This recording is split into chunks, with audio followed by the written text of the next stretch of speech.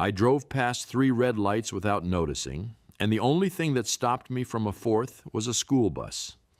Yellow and slow, brake lights glowing like something warning me. I sat behind it and watched the little stop sign fold out from its side, and I thought, good thing one of us is paying attention. It was a Saturday in October. Providence smelled like wet leaves in someone's fireplace. I had 11 minutes of just sitting in my truck 1 block from Paul's house before I could make my hands do anything besides grip the wheel. I wasn't crying. I wasn't shaking. I was doing something much worse. I was deciding, let me back up 3 hours. Bella wanted the radio. She always wanted the radio, specifically the station that plays the same 4 pop songs in rotation until you want to pull the dashboard out and throw it into traffic. I had the volume low, and she was in the back seat in her party dress, yellow with little white flowers, because we were taking her to Emma Del Vecchio's birthday party. Lisa had an errand. That was what she'd said. An errand. Her phone was in the cup holder up front. She'd left it there when she got out of the car that morning, which she never did, but I'd just put it there and forgotten to mention it. So I'm driving, and Bella's talking about whether Emma's cake was going to be chocolate or the kind with the flowers made out of frosting she doesn't like, and the phone lights up on the seat next to me. I glanced at it the way you glance at anything, force of habit. The notification was from Paul, and there was a little blue heart next to his name. That alone wasn't the thing. I kept driving. Bella was still talking about the frosting. The light changed. I kept my hands at 10 and 2, and I reached over and I tilted the phone just enough to read the preview of the message. I'm not going to tell you what it said word for word. I'll tell you it was 10 words. I'll tell you those 10 words are the kind a man sends to a woman he's been in bed with, not the kind he sends to his best friend's wife of 8 years. And I'll tell you that by the time I read them, we were already turning onto Emma Del Vecchio Street, and Bella was leaning forward in her booster seat, pointing at the balloons tied to the mailbox. I parked the car. I walked her up to the door. I kissed her forehead and told her to have fun, sweetheart. And she was already gone, already running toward the sound of 7 5-year-olds screaming in someone's backyard. The door closed behind her. I walked back to my truck. I sat there for a moment with my hands on my thighs. Then I drove to Paul's. His front door was red. He'd painted it red 2 years ago and asked me what I thought, and I told him it looked like it belonged on a firehouse. He laughed. We'd argued about that door for 20 minutes and then watched the game, and it didn't matter at all. I knocked. He answered in about 10 seconds, beer already in hand, and when he saw me, he smiled the way he'd smiled at me for 30 years. "Brother," he said. The word hit me somewhere behind the sternum. "Let me come in," I said. He moved aside. I walked past him into his living room, which I knew as well as my own. The couch I'd helped him carry up from a curb on Atwell's Avenue, the TV I'd helped him mount, the coffee table with the ring stain from 100 Tuesday nights watching the game. I sat down in the chair across from the couch, and I put my hands on my knees. He was already looking at me different. He could feel it. 30 years of knowing somebody means you can read the room before a word gets said. "Sit down," I told him. He sat. I said, "She left her phone in the car." I watched his face. I watched it do the thing a face does when every lie it was preparing becomes useless in a single second. He didn't try. That's the thing about Paul. He was a lot of things, but when you had him cornered and he knew it, he didn't insult you with the performance. "Dom, how long?" He looked at the floor. 4 months. The number landed. I sat with it. 4 months. My daughter had a birthday in those 4 months. I built a new kitchen for a family in East Providence in those 4 months. We had a cookout at my parents' house, and Paul was there, and he stood next to me at the grill, and we talked about whether the Sox had any shot at a real season. She was going through something, he said, and I was in a bad place after the job, and don't, I said. Dom, I'm telling you, I was in a bad place. When your divorce finalized and you couldn't sleep and you called me at 2 in the morning crying, who was there? I drove 40 minutes in January to sit in your apartment and watch you put bourbon in your coffee until you felt human again. I drove you to your court dates. I built you a new bed frame because you said the old one felt wrong and you couldn't sleep in it. That's what I was doing while you were... I stopped. I stood up. 4 months? He didn't say anything. You're the godfather of my daughter, I said. You know that. You stood in that church and you held Bella when she was 11 days old and you cried. You cried, Paul. I saw you. I picked up my jacket from the arm of the chair. I don't want an explanation. There's no explanation I'm going to do anything with. He was looking at his hands. I know. Good. I walked to the door. I didn't slam it. I pulled it shut like I was leaving any room because I thought if I slammed it, I might not stop at 1. I picked Bella up at 4:30. She had chocolate on her sleeve, and she told me the cake was the frosting flower kind, but it turned out she liked it actually, so that was good. I told her that was great news. We got ice cream on the way home. She got strawberry. I watched her in the rearview mirror the whole way and thought about how she tilts her head when she's focused on something, and how she got that from me, and how she doesn't know any of the things that are currently eating me alive. And good. That's how it should stay. Lisa was on the couch when we got home, watching something on TV. She turned and smiled at Bella, and Bella ran in and told her about the cake discovery. And Lisa laughed, and it was a real laugh. And I watched my wife laugh at my daughter, and I thought, she didn't call me once today. I put Bella to bed. I read her 2 books instead of 1 because she asked, and I said yes, because I wasn't ready to go back downstairs yet. When she finally went out, I stood in the hallway for a minute outside her door. Then I went down. Lisa had turned off the TV. She was washing the dinner dishes she'd made without me, moving around our kitchen, and she didn't hear me come in. I sat at the kitchen table. She turned around and saw me and said, "Hey, I didn't hear. Did she go down okay?" "Yeah," I said. "She went down fine." Something in my voice. She turned off the water. "I was at Paul's today," I said. "He told me 4 months." The color left her face like a drain opening. She started crying in about 45 seconds. I sat at the table and I watched her cry, and I didn't move toward her. She said my name. She said she was sorry. She said the word complicated once, and I had to look at the table for a second.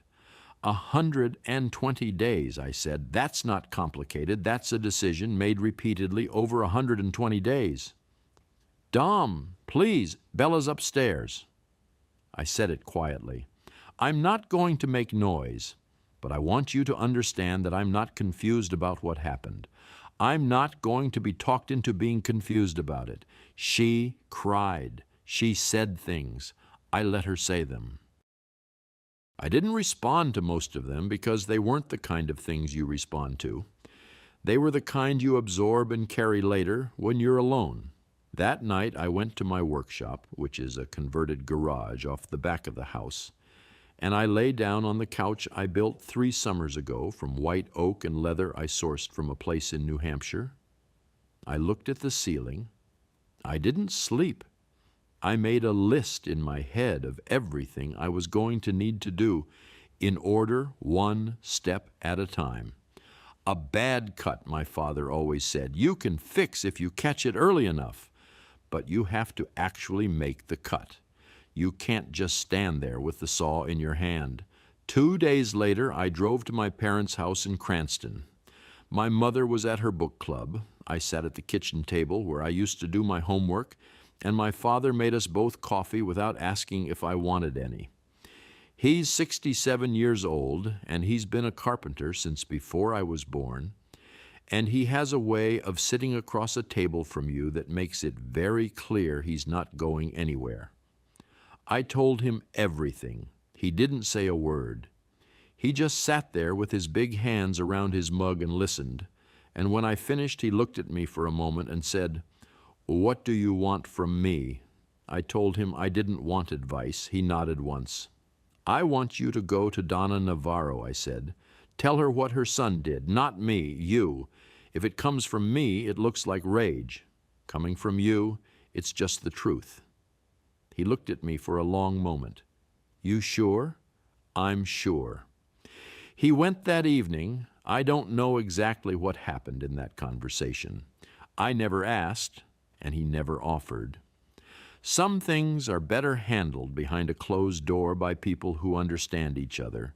My mother called me the next morning while I was in the workshop. "I've already heard from 3 women," she said, before I'd even said hello. The Navarro side is saying Paul was lonely and that Lisa pursued him. I stood there with a piece of sandpaper in my hand. "Of course they are. Your father wants to go over there. Tell him to stay home. I don't need anyone to fight for me, Ma." She was quiet for a second. "Dominic, I'm fine." "You're not fine." "I'm functional. That's enough for right now." She didn't push. That's my mother. She knows when to stop, which is a skill I've always appreciated and never fully learned myself. I went back to the wood. A week after everything happened, on a Sunday morning, I was making Bella breakfast. She was on her chair at the kitchen counter with her cereal, the kind with the little marshmallows she's only allowed to have on weekends, and she was eating carefully, picking out the marshmallows first to save for last, which is something she's been doing since she was 3. She looked up at me and said, "When's Uncle Paul coming to my birthday?" I set down the orange juice. This was the moment I'd been running in my head since that Saturday. I crouched down so I was eye level with her. She had a little marshmallow on her chin and didn't know it. "Uncle Paul's going to be away for a long time, Bug," I said. She thought about this. "Like on a trip? Grown-up stuff, but I'm going to be here. Every birthday, every day." She considered that for 3 full seconds. She's 5, so 3 seconds is a serious deliberation. Then she said, "Okay, but can I still have a pirate cake?" "Absolutely," I said. "Best pirate cake in Providence." She went back to her marshmallows. I went to the bathroom, turned on the cold water, and put my face in it for about a minute. Week 3, I went to Tommy Ricci's bar on Federal Hill, which was the usual Tuesday. Tommy'd been one of the 3 of us since high school. Him, me, Paul. He owns a place on Atwell's, small but good, the kind of bar that real people drink in, not the kind they're photographed in. I'd been going there every week for 12 years.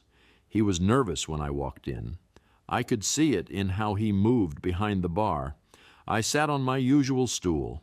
He got me a beer without being asked. We talked about nothing for a while, weather, a job I had in Cranston, his cousin's car trouble, and I let him talk because I could see he was working up to something. After 2 beers, he put his hands flat on the bar and looked at me. "I have to tell you something," he said. I waited. 2 months ago, maybe a little more, Paul said something about Lisa. He said she'd been real supportive lately, and the way he said it, the way he... Tommy stopped. I didn't ask more. I didn't want to know more. I told myself I wasn't sure. I sat with that for a second. "Tom," I said, "Dom, I didn't know for certain you were uncomfortable enough that you remembered it. You're standing here telling me about it because you knew." I took out my wallet, put money down for both beers and a tip. "You made a choice. That's fine. But you chose." "Dom, come on. I'm not angry at you." And I wasn't. Not really. Not in the hot way. I'm just clear about it now. I picked up my jacket and I walked to the door. He called my name once. I kept walking. Outside, the October air was cold off the river. I stood on the sidewalk for a second and looked at the lights on Atwell's and thought about how a thing has a shape, a real shape with edges, and I'd only been seeing the middle of it. Now I was seeing the whole border. Paul and Lisa in a room was one thing. Paul and Lisa in a room with Tommy knowing, and letting it continue, and sitting across from me every Tuesday like nothing. That was a different thing. That was a thing with size. I went to see a family law attorney at the end of week 3. Her name was Janet Okafor, and a contractor I knew had used her in his divorce and said she was the best he'd seen. I walked in with a folder, bank statements, photographs of the house and workshop, a written timeline I'd put together from memory. She looked at the folder and then looked at me. She was maybe 44, no nonsense in the specific way of someone who has watched too many people walk into her office completely unprepared. Most people come in with just their phone and a lot of crying, she said. You've done my job for me. I want the house, the workshop, and primary custody of my daughter, I said. Tell me what I need. She folded her hands. The workshop is straightforward. It's your business. The house, probably, given the circumstances. Custody is the part that depends on things that haven't happened yet. Like what? Like how you show up between now and the hearing. She looked at me steadily. Custody cases aren't about who was wronged. They're about who shows up. Judges don't care about the affair unless it directly impacted the child. What they care about is pattern. So from today, everything you do for that little girl, you write it down. Time, date, what you did. Every pickup, every appointment, every school thing. I nodded. Can you do that? I can do that. Week 4. I didn't ask Lisa to leave. I went through the house while Bella was at school, and I moved Lisa's things, clothes, toiletries, the little basket of things she kept on her side of the bathroom counter, into the guest room. Folded, neat, no broken anything, no dramatic gesture, just the quiet geometry of what was real now made visible. She came home and walked through the house and stood in the doorway of the guest room, and I heard her stop. She slept in there 2 nights. Then she called her sister in Warwick and she left, took a bag and her car. She didn't take Bella. I noticed that. I filed it. My brother Nick came by the workshop that week around 9 at night. He's 33, he does contracting, and unlike me, he has no capacity for running cold. He runs at about 300 degrees at all times. He came in with the energy of a man who wanted to put something through a wall. I handed him a piece of sandpaper before he could get a word out. He took it and looked at it. What am I sanding? That edge there. He sanded for about 30 seconds. Then, are you going to do anything? Because I can think of about 6 things to do starting with. Sand, I said, Dom. There's no version of whatever you're thinking about that ends well for Bella. So, sand, he sanded. We worked for an hour, side by side, the sound of it filling up the room. Eventually, he said quieter, You're not going to just let it go, right? I'm already doing something, I said. You just can't see it yet. He looked at me sideways. I didn't explain. I went back to the cabinet I was building for a family in Cranston. A beautiful piece, cherry wood, took me 3 weeks start to finish. And I let him wonder. Divorce papers went in at week 5. Lisa had gotten herself an attorney named Greg Poole, which a few people in the community knew by reputation, and his reputation was specifically for making the other side look bad. His first letter to Janet argued that my work schedule made me the secondary parent and cited something he called emotional unavailability. Janet read it to me over the phone. I listened to the whole thing. What do we do? I said. You keep logging, and from now on, every doctor's appointment, every school event, you're there. You respond to every email from her teacher. You are the most documented parent in Rhode Island, she paused. Also, don't date anyone, don't do anything stupid, don't give them a single thing to work with. That's not going to be a problem, I said. I opened my phone's notes app when we hung up and I started a new entry, the date, the time, made Bella breakfast, walked her to school, packed her lunch, turkey on white, apple slices, the crackers she likes. I kept that log every day from that point forward. It got to be a habit, like checking the weather, just a fact of the morning. Paul didn't call me. I want you to notice that. The man who had been my best friend since second grade, who knew me better than most people know their own siblings, who could finish my sentences and had seen me through my father's heart scare and 3 years of the worst business period of my career, he didn't call. He called Tommy, and through Tommy a message arrived. Paul wanted to explain himself. He'd been going to therapy. He knew he was wrong. He missed me. He missed Bella. I sent Tommy a text. Tell him his name doesn't exist in my phone anymore. Then I blocked Paul on everything, phone, email, the works. And I went out to the workshop and I changed the lock because Paul had a spare key to that shop that I'd given him 6 years ago when I first converted it. I'd trusted him with the key to the place I do the work that pays for my daughter's life. I stood there with the old key in my hand for a second. I thought about the first night I'd let him in there, how proud I was of what I'd built, how he'd run his hand along the workbench and said, "Dom, this is something." I put the key in the trash. Then I put a new lock on the door. Week 6. I'm sitting in my truck outside the lumber yard on a Wednesday afternoon, and my phone rings. Connecticut area code. Unknown number. I almost let it go to voicemail. "Hello." Dominic, a woman's voice, careful, like someone deciding whether to step onto ice. "It's Rachel. Rachel Navarro." I hadn't spoken to Rachel since the divorce. We'd been friendly, she was good people, genuinely, and the way Paul's marriage ended had always seemed like one of those vague tragedies where nobody was really at fault. That was what I'd been told. That was what I'd believed. "Rachel," I said, "hey." "I heard about what happened." "And She stopped. "I should have called you 2 years ago, Dominic." "I'm sorry I didn't." The lumber yard was quiet around my truck. I turned off the engine.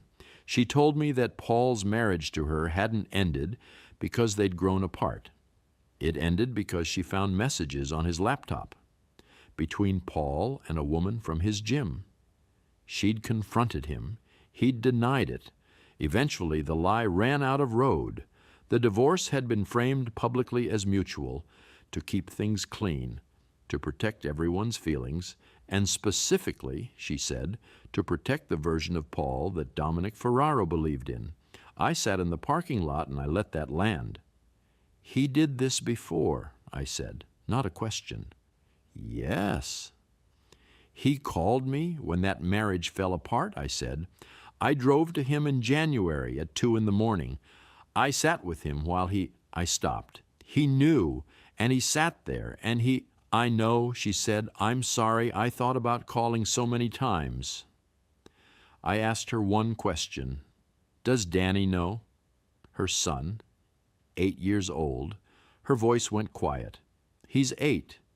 He knows his father isn't around the way he should be." We talked for a few more minutes. I thanked her. I sat in the lumberyard parking lot for a while after the call ended, not really seeing anything, just staring at the stacks of pine through the windshield. There's a thing that happens when you realize a betrayal is bigger than you thought. It doesn't make you angrier. It makes you very, very still. Like the moment before a big cut when you've measured twice and you know exactly what you're going to do, and all that's left is doing it. Week 8, a baptism for my cousin Angela's youngest, big hall on Federal Hill, 120 people, the whole community in one room. I went because not going would mean something. It would mean I was hiding. I was not hiding. Lisa was there. She'd been invited before all of this, and she came. She stood near the door most of the evening, which told you everything about where she thought she stood. I left her there. We spoke once, briefly, about pickup arrangements for the following week, and then we moved apart like two weather systems that have learned to stay out of each other's way. Paul wasn't there. His mother had enough sense to tell him to stay home, but the shape of him was in the room anyway. You could feel it in how certain people looked at me, how conversation shifted when I walked up, the studied normalcy of people who are carrying information they don't know what to do with. I watched all of it, who went to Lisa, who avoided her, whose eyes met mine straight on and whose slid away. I wasn't doing it out of bitterness. I was just noting things. That's how I work. I take measurements before I make any cuts. Near the end of the night, my Aunt Rosaria, 73 years old, and the only person in my family who does not waste a single word, sat down next to me and put her hand on my arm. She didn't say anything for maybe 5 minutes, just sat there. Then she said, "You have her eyes, you know, your daughter. Every time I look at Bella, I see you at that age." I nodded. She patted my arm once and got up and went back to her table. That was the whole thing, but I understood what she was saying. The important thing is still intact. Go take care of it. 2 weeks later, I ran into Carla DiMaggio in the grocery store, Lisa's best friend, her co-worker. She was in the produce section, and she saw me before she could go anywhere, and the look on her face when she saw me, that look, told me what I needed to know before she opened her mouth. "Dominic," she said, too fast, too warm, "I'm so sorry about everything. I really am." I looked at her for a long second. "How long did you know?" She went still. "Dominic, it wasn't my—" "How long?" She looked at a point somewhere near my shoulder. 6 weeks. But I tried to get her to stop. I told her it was wrong. I told her, "You should have told me." I know that. I'm sorry." I put my groceries in the cart. "Okay," I said, and I walked away. That evening, I called Janet and told her about Carla. She listened. Then, "Does she work at the same clinic as Lisa?" "Same building, yeah." "Interesting," Janet said, in the specific tone she used when something was useful. "I'll think about that." Week 10. Rachel called again. She'd found something, an old text thread she'd saved when they handed back phones during the divorce proceedings. Messages between Paul and a number that no longer exists from 3 years ago. She read parts of them to me. Paul talking about me, describing me as checked out of my marriage, obsessed with the workshop, as someone who doesn't see what's right in front of him, messages from 3 years ago to someone I couldn't identify, seeding a version of me that didn't match who I was, or maybe matched some version of me he needed to believe in, to feel okay about the things he was already doing or thinking about doing. She sent me screenshots. I looked at them for a long time. The thing was, it didn't make me angrier. It made the whole picture finally make sense, the way a piece of wood you've been working finally shows its grain when you hit it at the right angle. Paul hadn't been my betrayer since that Saturday. He'd been my betrayer for a long time, in small ways, in the quiet spaces between our Tuesday nights, and I'd just never looked at the grain. I forwarded everything to Janet with a single line. For the record, Week 12, Family Court, Providence. Judge Eileen Park, who I understand has spent 20 years watching people try to outmaneuver each other in her courtroom and stopped being impressed by any of it sometime around 2014. Greg Poole opened by painting a picture of an absent, work-obsessed father. He mentioned the workshop hours. He used the word unavailable 3 times. He was competent. Professionally, I actually kind of respected the shape of the argument. Janet opened her folder, 12 weeks of daily logs, doctor's appointments, everyone, Dominic Ferraro, present and noted, school events, everyone, pickup records, a letter from Bella's kindergarten teacher saying that I was consistently the parent who responds and attends. Then Janet mentioned the clinic records. She'd subpoenaed the clinic directly. Employment records are obtainable in a custody proceeding when the relevance is established. And she'd established it. 8 instances of Lisa leaving work mid-shift during the 4 months of the affair, each one corresponding to an afternoon when Bella was with a sitter and I was in the workshop. Poole objected. Overruled. Judge Park looked at the folder. She looked at me. She looked at Lisa, who sat very still in a gray blazer and did not look at me once. She gave me primary physical custody. Lisa got every other weekend and 1 evening midweek. Poole said they would appeal.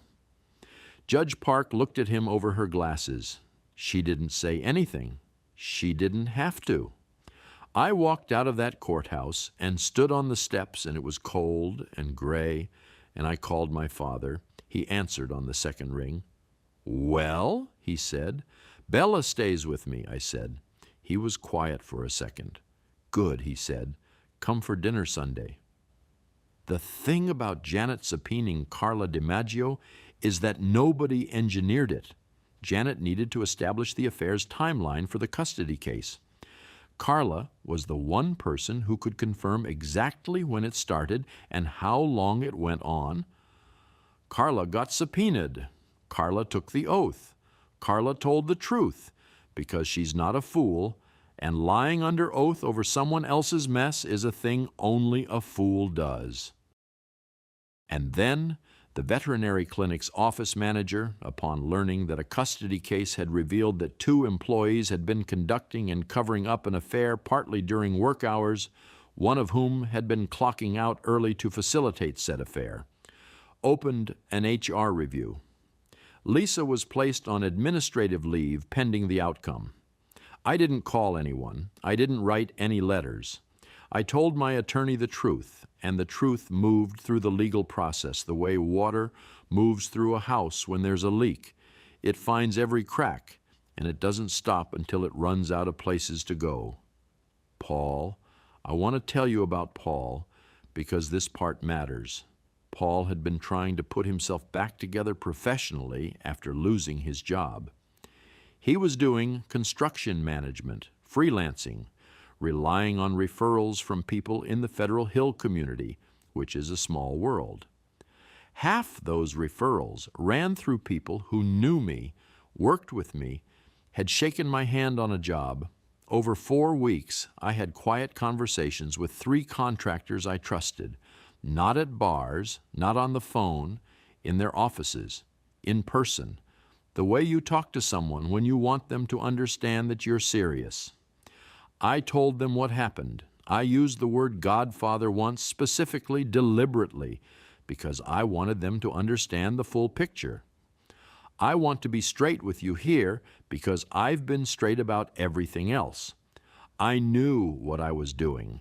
I told myself I was just telling the truth, letting people draw their own conclusions, and that's technically accurate, but I'm not naive enough to pretend I didn't know what those conclusions would be. I made a choice. I owned it then, and I own it now.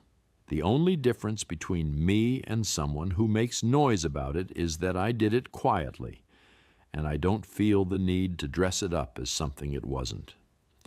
By week 16, 2 of the 3 referrals Paul had been counting on went to other people. Because in a small, old community, the kind where your grandfather knew their grandfather and your kid goes to school with their kid, a man who does what Paul did is a man whose word you hold differently in a contract. He found work eventually, I heard. Different city. He and his mother still came to Mass, but she stopped being at the same Sunday dinners, and then she stopped coming to those dinners at all. And eventually, the geography of everything just quietly reshaped around his absence. Like water finding its level. He didn't lose one thing. he lost his place. There's a difference.